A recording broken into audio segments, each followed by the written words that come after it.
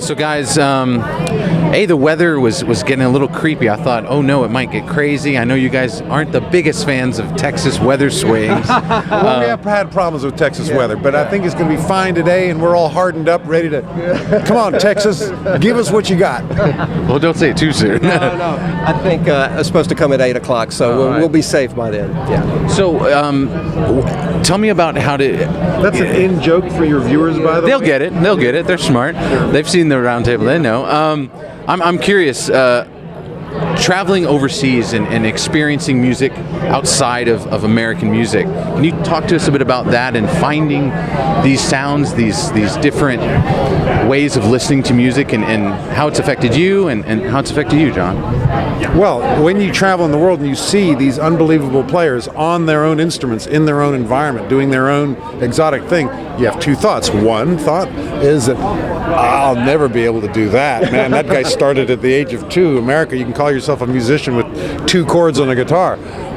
Second thought is, I like that drum. I could do something with it. Yeah. What about you, John? Well, it's just what he said, but it's, you get sparked by certain things that you don't get at home, and you try and figure out now, how are they doing that? And then the next thing is, well, I got to get that instrument so that I can figure out and work on it a little bit.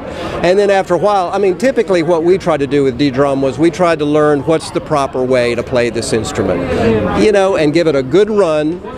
Do it, give it your best shot, but then don't feel ashamed or sorry for going off and then bastardizing it some and making it your own. That's okay too. It's just nice to give a little bit of respect to the beginning part of it before you jump off into, well, I'm just going to do it my way. I'm curious, what was the first experience that made you dare to drum? What was it, that first thing that you fell in love with music or the drum? It's kind of, I hate to say this, but the dare to drum's really kind of not true, because, we all are going to drum, we don't care. We would have done it anyway. Right. And there was no dare involved. No. But a lot of noise and a lot of chrome. The unspoken part of the title is Dare to Drum with an orchestra playing gamelan music. That's the full the drumming title. Was the easy part. Yeah. That's the full title. So I'm curious, Stewart, you've always been inventive and tackled new projects that maybe other people wouldn't think to tackle. What is it about jumping around that you enjoy? Is it fun to try different things? Well, rock and roll is a lot of fun to play. It's hard to beat, but it's quite limited in its scope. And once you've done that for 20 years, and then you get there's another 10 years of life, and then another 10 years of life after that. And if you are a sentient being, your mind and your tastes begin to keep on developing, and so you start looking around for other things to do.